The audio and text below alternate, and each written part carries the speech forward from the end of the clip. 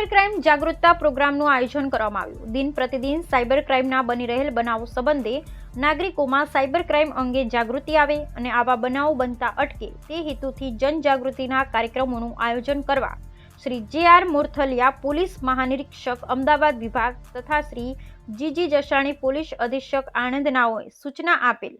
જે અનુસંધાને cyber crime police station Anand police inspector Shri CP. Chaudhary નાઓના માર્ગદર્શન હેઠળ તારીખ 9/1/2025 રોજ ડીસીબી બેંક વાસદ ખાતે સાયબર ક્રાઇમ અવેરનેસ પ્રોગ્રામ રાખવામાં આવેલ।